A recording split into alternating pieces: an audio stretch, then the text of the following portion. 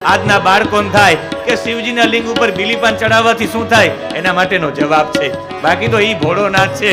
આપણી સંસ્કૃતિમાં લેખું કરવાનું જ માર્શલ લો, બીજી વાત જ નહીં. લખેલું હોય કે અહીંયાથી જામખંભાળિયા 52 કિલોમીટર થાય. આપણે માઇલસ્ટોન ને પૂછવા ગયા કે ભાઈ 52 જ થાય, એમાં લેખું એટલે માન્ય જ, એમ આપણા શાસ્ત્રોમાં લેખું એટલે માનવાનું જ આપણા માટે માર્શલ લો છે. પણ છતાં પણ આજના બૌદ્ધિક લોકોને પ્રશ્ન છે બીલીપાન ચડાવવાથી શું થાય. આ છે બિલ્વ વૃક્ષ. મને આનંદ છે કે અહીંયા વારોતરિયા પરિવારે પોતાના આ કથાની અંદર સાક્ષાત બિલીનું વૃક્ષ રાખ્યું છે. આ મંડપ નથી, આ શિવાલય છે.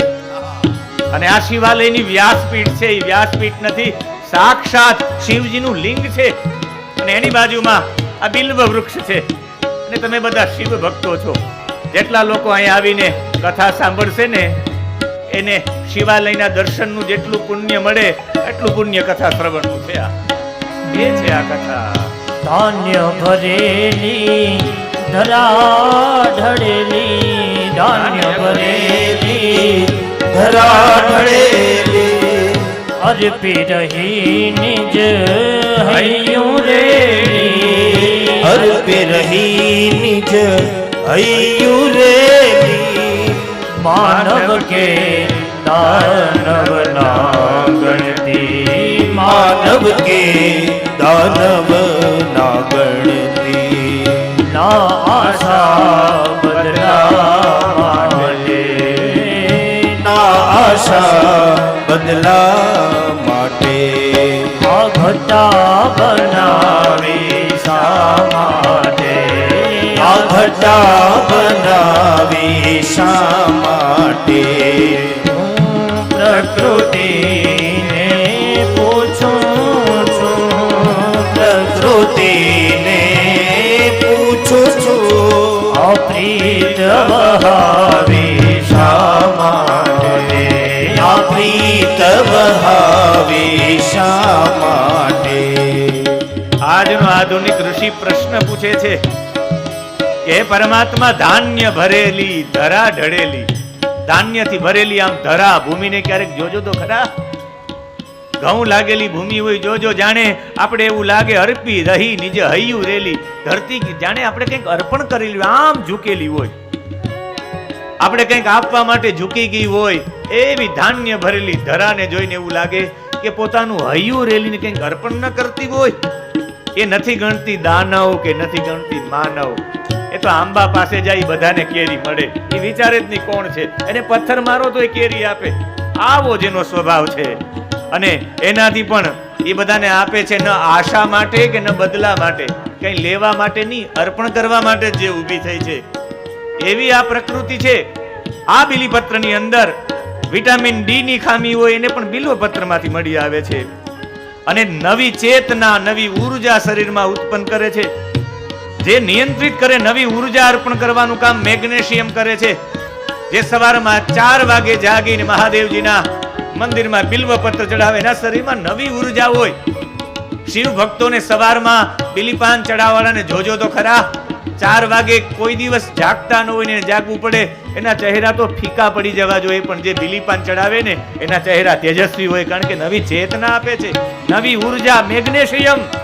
મેગ્નેશિયમ નવું ઉર્જાની ચેતના આપે છે.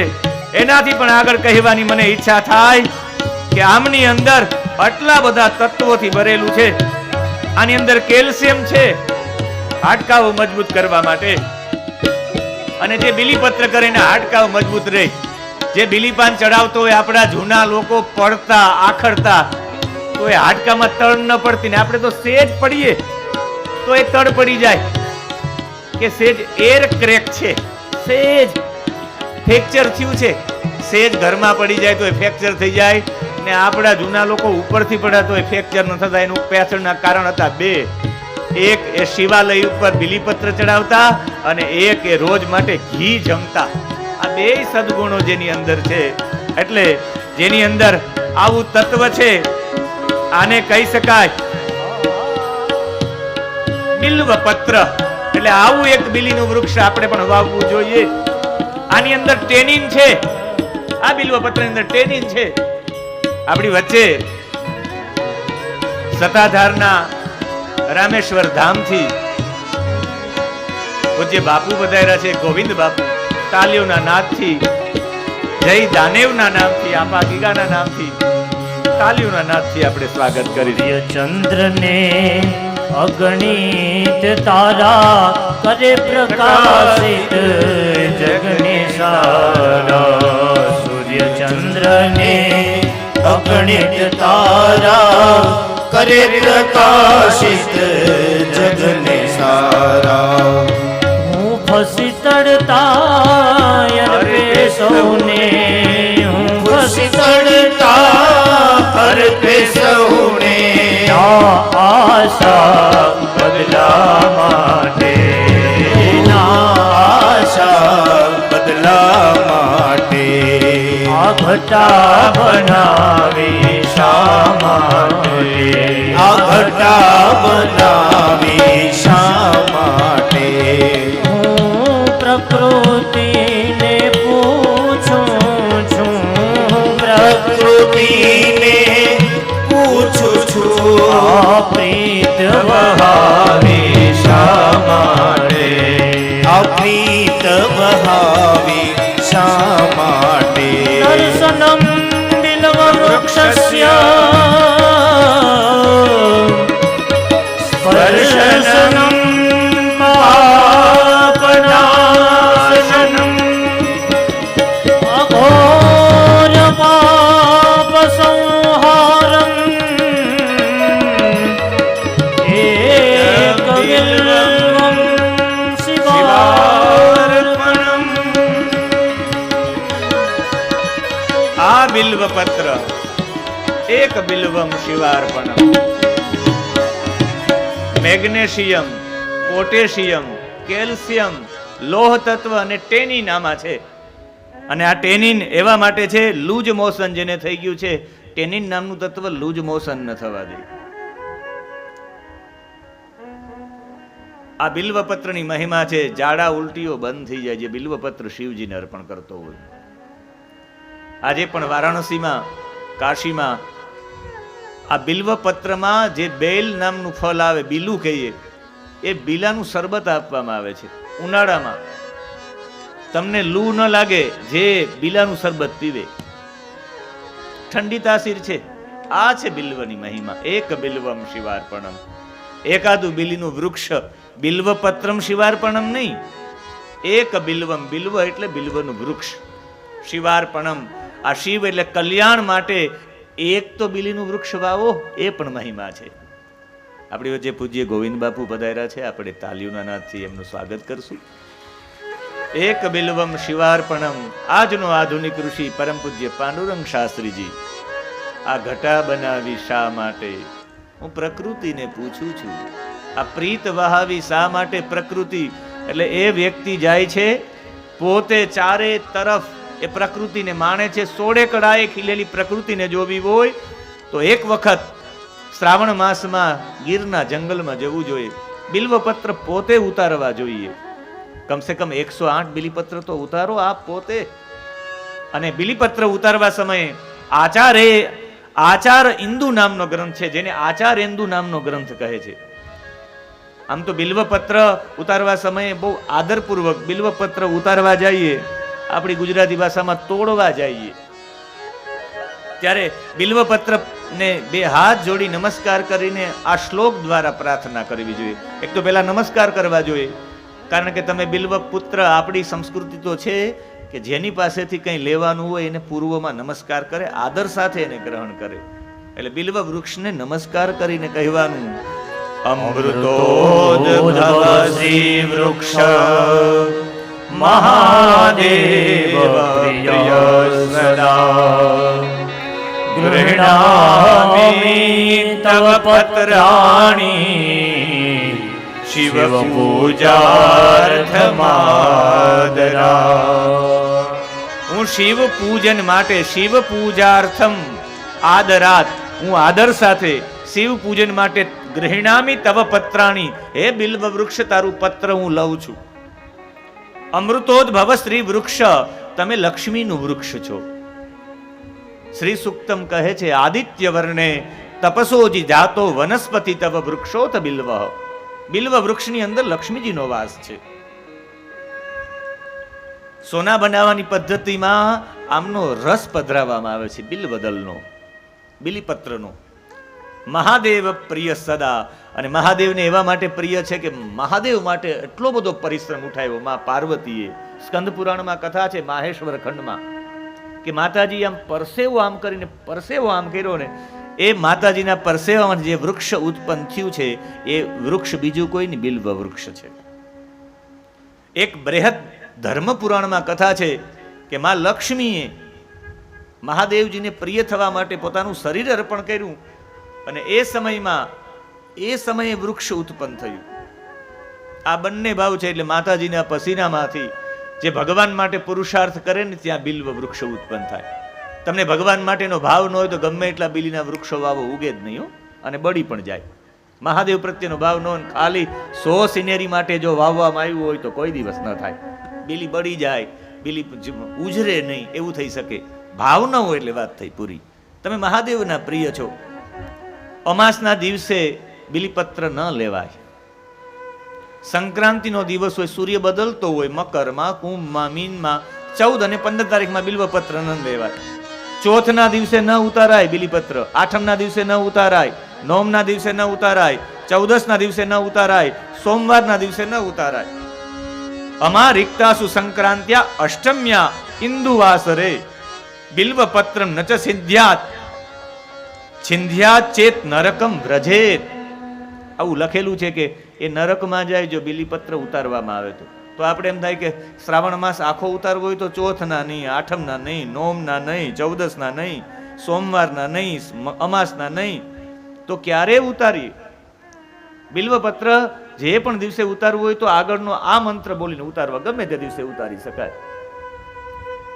અમૃતોદ્ભવ શ્રી વૃક્ષ મહાદેવ પ્રિય સદા ગૃહ્ણામિ તવ પત્રાણી શિવ પૂજાર્થમ આદરાત. આદરપૂર્વક ઉતારી શકાય.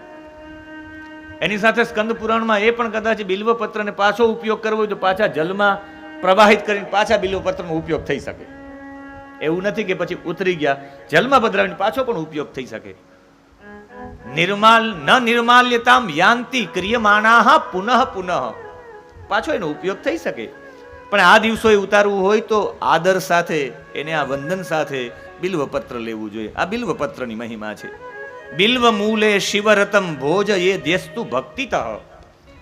બિલીના મૂળની અંદર જે જલનું સિંચન કરે, આવું જે વૃક્ષ ઉપયોગી છે, એના મૂળમાં જલ સિંચન કરો ને વૃક્ષ મોટું થાય, બધાની માંસપેશીઓ મજબૂત બને, બધાના જીવનમાં લોજ મોશન દૂર થઈ જાય.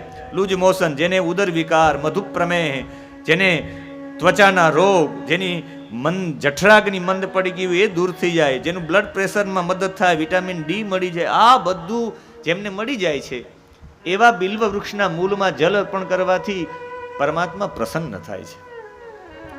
જે લોકોને તત્વજ્ઞાની બનવું છે, તત્વજ્ઞાની વ્યક્તિઓએ બિલ્વ વૃક્ષના પાસે દીપમાળા કરવી જોઈએ. બિલીના મૂળ પાસે જે 108 દીવાની દીપમાળા કરે, બીજા જન્મમાં તત્વજ્ઞાની થાય. અને જેને મહાદેવનું સાયુજ્ય પ્રાપ્ત કરવું છે, એને 12 બ્રાહ્મણોને બિલીના વૃક્ષ નીચે બેસી અને એને ખીર જમાડવી જોઈએ. અને કેવી રીતે ખીર જમાડવી જોઈએ? કે બધા વૈદિક બ્રાહ્મણો હોવા જોઈએ, સતત વેદ મંત્રો બોલતા હોય. જમવા સમયે બ્રાહ્મણોની નાત જમવા માટે બેસતી હોય તો ક્યારેક જોવું, તમારે આમ પીરસાઈ જાય એટલે પહેલેથી ચાલુ કરે શ્લોક. એ અહીંયાથી શ્લોક બોલે પેલો, પછી જમવાનું ચાલુ કરી દે, પછી બીજો બોલે, જમવાનું ચાલુ કરી દે. જમતા જમતા સતત શ્લોકો ને મંત્રો બોલાય. મંત્રો ભગવાનના મુખમાંથી પ્રગટ થયા છે, એટલે જેના મુખમાંથી મંત્રો બોલાય એ ભગવાનનું મુખ છે. એના મુખમાં ભોજન જાય, ભગવાનના મુખમાં જાય, એટલે બધા બ્રાહ્મણોને જમાડે છે. શા માટે જમાડે છે? એ મંત્ર બોલનારો છે. અને પુણ્ય એમાં મળે, જે કર્મકાંડી બ્રાહ્મણ જમે એમાં પુણ્ય મળે, જે વેદ મંત્રો બોલતો હોય. નોકરી કરતો હોય, પગાર લેતો હોય 35,000 ને કોઈ દી મુખમાંથી મંત્રો ન બોલતો હોય, એને ન જમાડી શકાય. અને મોટે ભાગે બ્રાહ્મણોને જમાડવાનું મહત્વ એવું છે, નોકરી કરતો હોય કે મોટો અધિકારી હોય, આજે પણ દક્ષિણ ભારતમાં છે, એ ગમે તે હોય, એ મસ્તકમાં ભસ્મ લગાડીને જાય, પોતાનો નિત્યક્રમ કરે જ, ગમે ત્યાં હોય. અને કોઈ મોટાઈ માટે નથી કહેતો, પણ અમે બધા છે, આ સારસ્વતો છે, આ ભૂદેવો છે, બહુ ગર્વ સાથે કહું, મને એનું ગર્વ છે કે મારી સાથે રહેનારા લોકો છે એ ત્રિકાળ સંધ્યા કરે છે, જેટલા પણ છે. આ લોકોને મારો એક જ નિયમ કે તમારે જે કરવું હોય એ કરો, તમારે જ્યાં જવું હોય ત્યાં જાઓ, મારી કોઈ મનાઈ નહીં. તમે જે કહેશો એ હું તમને આપીશ, તમારે જે કરવું એ મારો કોઈ નિયમ જ નહીં, કામ નહીં. હું આવું તો ઊભા થઈ જાવ, મને પગે લાવો, એવો કોઈ નિયમ નહીં. એક જ નિયમ, મારી સાથે રહ્યો તો ત્રિકાળ સંધ્યા કરો, એનાથી કોઈ બીજો નિયમ જ નહીં. સાથે રહેવું હોય તો એક જ નિયમ, ત્રિકાળ સંધ્યા કરે, સવાર બપોર ને સાંજ ભગવાનને યાદ કરે. મને એ વાતનો ગૌરવ છે કે તમારી વચ્ચે જે ભૂદેવો છે એ ત્રિકાળ સંધ્યા કરનાર છે, ત્રણેય કાળ મંત્રો બોલનારા છે. અને હું ગમે ત્યાં હોય, અંતે સમય થયો હોય, મારી ગાડીમાં હોઉં તો જે મુસ્લિમ બાળક નમાજનો સમય થી ગમે ત્યાં બેસી જાય ને, એમ આપણામાં હોવું જોઈએ. આપણો સમય છે તો ગાડી સાઈડમાં રાખીને તમારે તમારો નિત્યક્રમ કરવો હોય તો હિન્દુ સંસ્કૃતિ ટકશે. એમ ગર્વ સે કહો હમ હિન્દુ હે, એમ ન થાય. દ્રઢ રહેવું પડે પોતાના નિયમોમાં, જડતા રાખવી પડે શરૂઆતમાં, તો થઈ શકે. એટલે મારે વિશેષ એની ચર્ચા નથી કરવી, પણ એટલું હું ચોક્કસ કહીશ કે બિલ્વ ના વૃક્ષ નીચે 12 બ્રાહ્મણોને બેસાડી મંત્ર બોલતા, બ્રાહ્મણોને જ્યાં સુધી જમે ત્યાં સુધી એ મંત્રો બોલે અને ખીર જમે, શિવનું સાયુજ્ય પ્રાપ્ત કરી લે, એને કૈલાસ જવા મળે. ખાલી યાત્રામાં નહીં, આની અંદર જ્યાં ભોળોનાથ છે એને બોલાવી લે કે આવી જા મારી પાસે. જે આવી રીતના બિલ્વ વૃક્ષનો આ મહિમા છે. એટલે આવું બિલ્વ વૃક્ષ વારોતરિયા પરિવાર, જે લોકો ભાવિકો છે દરેકને આપવાના છે કે દરેક એના ઘરે બિલ્વ વૃક્ષ વાવે. એક બિલ્વમ શિવાર્પણમ, એ ખરા અર્થમાં આ શ્લોક ત્યારે સિદ્ધ થાય. એક બિલ્વમ, બિલ્વમનો મતલબ બિલ્વ પત્રમ નહીં, બિલ્વ પત્રમ શિવાર્પણમ નહીં, પણ એક બિલ્વમ, બિલ્વમ ઇતિ બિલ્વ વૃક્ષમ. કલ્યાણ માટે અર્પણમમાં એક કલ્યાણ માટે એક વૃક્ષ તો વાવો. અને હું વાવીને બોલું છું, મેં વૃક્ષો વાવ્યા છે. વેરાવળ બાયપાસ ઉપર આજથી 15 વર્ષ પહેલા મેં વૃક્ષો વાવ્યા, અને આજે બાયપાસ ઉપર મોટા વૃક્ષો જોઈને મને આનંદ થાય કે આ મેં 15 વર્ષ પહેલા વાવ્યા છે ને આજે મોટા થઈ ગયા છે. એક વૃક્ષારોપણના કાર્યક્રમમાં ગયો અને મારે વૃક્ષો ઉપર બોલવાનું હતું. ક્યારેક સમય મળે તો પારાશરજીનું એક પુસ્તક છે, વૃક્ષ ઓર આયુર્વેદ, વૃક્ષ અને આયુર્વેદ, એમાં એટલું બધું વિશેષ લખેલું છે, પણ મારે એમની ચર્ચા નથી કરવી, કારણ કે આખું મારે આજે વિદ્યેશ્વર સંહિતાને વિરામ કરી રુદ્ર સંહિતામાં પ્રવેશ કરવો. અને આજ શક્ય હોય તો સતીના મહાદેવજીના જીવન પતિ પત્ની કેમ જીવવું જોઈએ એની ચર્ચા પણ કરવી છે. મહાદેવજીના સતી સાથે આજે વિવાહ થાય ને કાલે માં પાર્વતી સાથે વિવાહ, જાન કાલે લઈ જશું. એટલે આ એની ચર્ચા, એટલે આ સમયે રુદ્ર મહિમા ગાયો છે બિલ્વ વૃક્ષનો, અને બિલ્વ વૃક્ષનો મહિમા ગાઈને કહ્યું કે જેના મુખમાં શિવનું નામ છે, જે રોજ માટે શિવ શિવ શિવ જપે રાખે છે, એ ગંગા સમાન છે. જેના મસ્તક ઉપર ભસ્મ લાગેલી છે એ યમુના સમાન છે, અને જેના ગળામાં રુદ્રાક્ષની માળા છે એ સરસ્વતી સમાન છે. જેને કંઈ ન આવડતું હોય, અહીંયા એક નવો મંત્ર આપવામાં આવ્યો છે. તમને કંઈ ન આવડતું હોય, એના જીવનમાં કોઈ દિવસ પાપ જ ન થાય, એનું મુખ નહીં પાવન તીર્થ બની જાય. જે વ્યક્તિ એના મુખમાંથી સતત આ મંત્ર બોલે, શ્રી શિવાય નમસ્તુભ્યમ, આ મંત્ર છે, શ્રી શિવાય નમસ્તુભ્યમ, શ્રી શિવાય નમસ્તુભ્યમ, શ્રી શિવાય નમસ્તુભ્યમ, શ્રી શિવાય નમસ્તુભ્યમ મુખમ વ્યાહરતે યદા. જેનું મુખ સતત બોલે રાખે શ્રી શિવાય નમસ્તુભ્યમ, શ્રી શિવાય નમસ્તુભ્યમ, એનું મુખ નહીં પવિત્ર તીર્થ બની જાય છે. પાપોનું વિશોધન કરી નાખે છે. શોધનમ પાપ કર્મણામ, એ સારી રીતે વિશુદ્ધ કરી નાખે છે મુખને. અને એ પણ ન બોલે તો ખાલી શિવ શિવ એવો મહિમા ખાલી ગાય. અને એવા ગાવાવાળાને પછી ભસ્મની મહત્તા ગાય છે કે શિવજી ભસ્મ વિનાની પૂજાનો સ્વીકાર નથી કરતા. ભસ્મ લાગેલી હોય તો જ ભગવાન સ્વીકાર કરે. હું દરેક શિવ કથામાં એક દિવસ બધા લોકોને ભસ્મ લગાડવાનું કહું છું. આપણે પણ છેલ્લા દિવસે બધા લોકો જેટલા પણ અહીં હશું એ બધા ભસ્મ લગાવીને આવશું. ભસ્મનો મહિમા છે. ભસ્મ 3 પ્રકારની છે. લોકાગ્નિ જનિત વિભૂતિ, વેદાગ્નિ જનિત વિભૂતિ અને શિવાગ્નિ જનિત વિભૂતિ. 3 વિભૂતિઓ બતાવી છે. લૌકિક અગ્નિ દ્વારા ઉત્પન્ન થયેલી જે છે એ પણ ભસ્મ જ કહેવાય. જેવી રીતે આપણે આપણા ચૂલામાં બધું બાળતા હોય ને એ બાળતા હોય ને એમાંથી જે રાખ થાય એને પણ ભસ્મ જ કહેવાય. એને લૌકિક અગ્નિની ભસ્મ કહેવાય. લાકડા માટે, લોખંડ માટે લાંબા કાળથી અમુક વાસણો પડી રહેલા હોય ને એમાં અશુદ્ધિ થઈ ગઈ હોય, કૂતરાઓ દ્વારા ચાટેલા વાસણો હોય ને એ રાખ વિના સાફ ન થાય. વિશુદ્ધ કરવા હોય તો રાખથી થાય. એ લૌકિક અગ્નિ જનિત ભસ્મ એને કહેવામાં આવે. પછી કોઈ યજ્ઞ થતો હોય અતિરુદ્ર મહારુદ્ર ને એમાં બ્રાહ્મણો મંત્ર બોલીને આહુતિ આપતા હોય. હરિ ઓમ ઓમ નમસ્તે રુદ્રમન્યવહુતોતૈકવે નમઃ બાહુભ્યામુદતે નમઃ સ્વાહા ઓમ જાતે રુદ્ર શિવા તનૂરઘોરા પાપકાશિની તયાનસ્તન્વાસંતમયા ગિરિશંતાભિચાકશીઃ સ્વાહા જામિખું ગિરિશંતહસ્તે વિભર્યસ્તવે શિવાંગિરિત્રતાં કુરુમાય પુરુખં જગત સ્વાહા. આવા મંત્રો દ્વારા જે આહુતિ અપાય ને એ આહુતિમાંથી જે ભસ્મ થાય એ ભસ્મને મંત્રો દ્વારા ઉત્પન્ન થયેલી, વેદના મંત્રો દ્વારા ઉત્પન્ન થયેલી વેદાગ્નિ જનિત વિભૂતિ એને કહેવામાં આવે. અને એના પછીની ત્રીજી છે એ છે શિવાગ્નિ જનિત ભસ્મ. સૌથી શ્રેષ્ઠ કહેવામાં આવી છે. અઘોરેભ્યો ઘોરેભ્યો ઘોર ઘોરતરેભ્ય સર્વેભ્યો સર્વ સર્વેભ્યો નમસ્તે અસ્તુ રુદ્ર રૂપેભ્ય. મંત્ર બોલીને હોમ કરવામાં આવે અને એમાં બીલીનું જ વૃક્ષ, એનું જ સમિધા, એનું જ કાષ્ઠ હોય ને એમાંથી બળીને એમાંથી જે ભસ્મ થાય એને શિવાગ્નિ જનિત ભસ્મ કહેવામાં આવે છે. બધા જે કહેતા હોય, પણ 2 વખત હું કૈલાસ ગયો છું ને રોકાણો છું 9 દિવસ સુધી. ત્યાં ઓક્સિજન ખૂબ ઓછું છે ને ત્યારે હું મહાદેવજીને જોઉં આમ કે આ ભસ્મ લગાડેલી છે મહાદેવજીને. એનું કારણ એ છે કે ત્યાં સૌથી વધારે ઓક્સિજન ઓછું છે. ગાયના છાણ છે, ગાયના છાણમાં 39% પ્રાણવાયુ છે. એમાંથી ગાયનું છાણું થાય તો 49% પ્રાણવાયુ. એ ગાયનું છાણું બાળવામાં આવે તો એનાથી જે ભસ્મ થાય એમાંથી 59% પ્રાણવાયુ થાય. 59% પ્રાણવાયુ. તમારે ઓક્સિજન જોતું હોય ન મળતું હોય ને ત્યારે તમે ગાયના છાણની ભસ્મ લગાડી દો, ઓક્સિજન મળી જાય. ક્યારે વિચાર્યું કે ઇન્ડિયા પિંડિયા શું છે? આજના આધુનિક લોકો કહે કે ના ના ના, હવે ઇન્ડિયા પિંડિયા તો પહેલા હતા, જરૂરિયાત નથી. ના ના, એટલા બધા લોકો છે ત્યારે એ કાર્બન ડાયોક્સાઇડ છોડે છે ઉચ્છવાસમાં.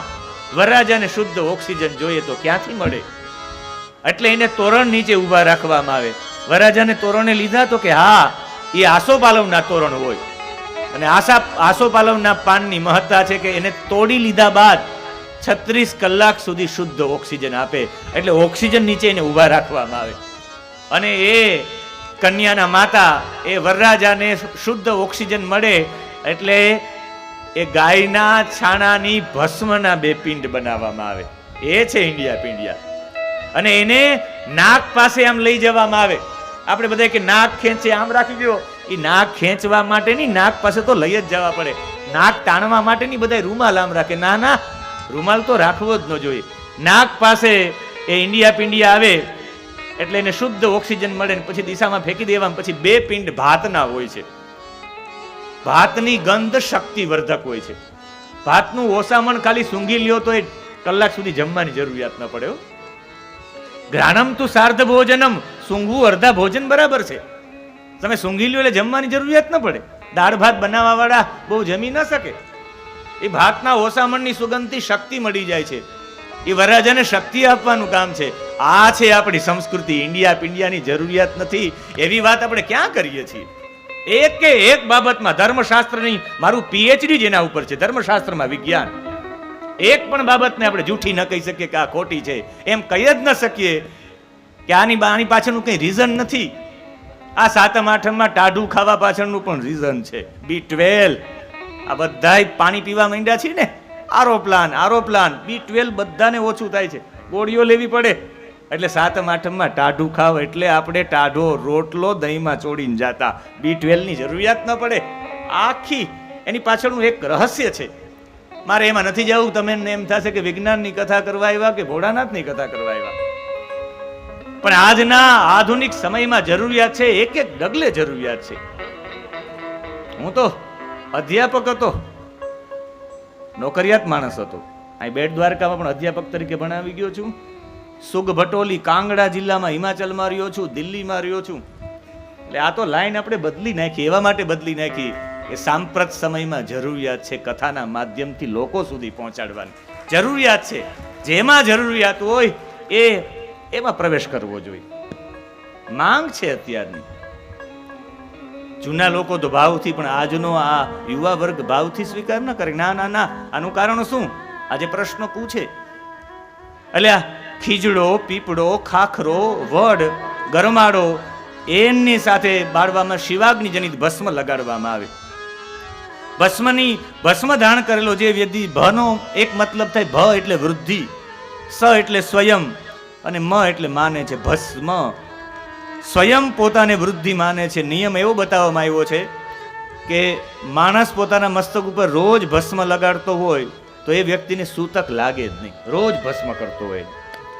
મહાદેવજી જ્યાં સુધી ભસ્મ ન કરો ત્યાં સુધી સ્વીકારે નહીં એની પૂજા. ગુણાન રંધ ઇતિ પ્રોક્તો, અહીંયા ગુરુની વ્યાખ્યા આપવામાં આવી છે. વિકારોને દૂર કરે છે, વિકારોને રાજસાદી ગુણોને દૂર કરે છે તે ગુરુ. વિકારો સાથે રાજસાદી ગુણોને દૂર કરે છે એ ગુરુ છે. શુશ્રુષાની વ્યાખ્યા આપવામાં આવી છે. સંસ્કૃતમાં સેવા માટે શબ્દો છે વરીવસ્યા, શુશ્રુષા. શ્રુતમ કરોતિ શુશ્રુષા કાયેન મનસા ગિરા. શરીરથી, વાણીથી અને મનથી ગુરુનું પ્રથમ વચનને પાડવું એનું નામ શુશ્રુષા છે. શાસન યોગ્ય છે, શિષ્ય છે. અને એમ ભસ્મની મહત્તા ગાય છે કે ભસ્મ લગાડીને મહાદેવજીની પૂજા થાય. મહાદેવજી ત્યાં વિના પૂજનને સ્વીકાર કરતા નથી. ત્યાં સુધી બનાવ્યું છે કે કદાચ માટી ન મળે, તમને ભસ્મ માટે ભસ્મ ન મળે તો માટીથી ભસ્મ લગાડો. માટી ન મળે તો જલથી પણ ત્રિપુંડ કરો. એટલે તો અમારે સંધ્યામાં આવે છે, સંધ્યા કરવા વાળો વ્યક્તિ હોય એ સંધ્યા સમય બીજું કંઈ મળે કે ન મળે, પણ એ કંઈ ન મળે તો એ અગ્નિરીતિ ભસ્મ, વાયુરીતિ ભસ્મ, વ્યોમિતિ ભસ્મ, જલમિતિ ભસ્મ, સ્થલમિતિ ભસ્મ એમ કરીને ભસ્મ લગાડે છે. પાણીથી પણ ભસ્મ લગાડો. એના વિના મહાદેવજી સ્વીકારતા નથી. વિના ભસ્મ ત્રિપુંડેણ વિના રુદ્રાક્ષ માલયા બિલ્વપત્રમ વિના નૈવ પૂજયેત શંકરમ બુધઃ. બૌદ્ધિક લોકોએ ગળામાં રુદ્રાક્ષ વિના, ભસ્મ મસ્તક ઉપર ત્રિપુંડ વિના અને બિલ્વપત્ર વિના શિવજીની પૂજા ન કરવી જોઈએ. અને એ રુદ્રાક્ષનો મહિમા ગાતા કહ્યું કે આ રુદ્રાક્ષ છે, અહીંયા ભસ્મ ક્યાં ક્યાં કરવી એની પણ મહત્તા ગાય છે. આમ તો અનામિકા, મધ્યમાં અને 3 આંગળીઓથી 3 રેખા કરવી. 16 સ્થાનોમાં, 32 સ્થાનોમાં, 8 સ્થાનોમાં અને 5 સ્થાનોમાં એમ ભેદ બતાવ્યા છે. ભસ્મ ત્યાં લગાડી શકાય. બંને બાહુઓમાં, ગળામાં, મસ્તકમાં, અહીંયા મસ્તકની પાછળ, અહીંયા મણિબંધની અંદર, પોતાના છાતીની અંદર, કંઠની અંદર, કોણીની અંદર, નાભીની અંદર, પડખા અંદર, પીઠ અંદર એમ ભસ્મ લગાડવાનો મહિમા બતાવ્યો છે. અને રુદ્રાક્ષનો મહિમા જાણતા કહે કે આ રુદ્રાક્ષ શું છે? આપ જે કહેવા માંગો છો એ રુદ્રાક્ષ વિશે મને સમજાવો કે રુદ્રાક્ષ ખરેખર રુદ્રાક્ષ ધારણ કરવા વાળા વ્યક્તિએ કેવો રુદ્રાક્ષ ધારણ કરવો જોઈએ? અને આ રુદ્રાક્ષ ગમે તે લોકો ધારણ કરી શકે? શું સ્ત્રીઓ રુદ્રાક્ષને ધારણ કરી શકે?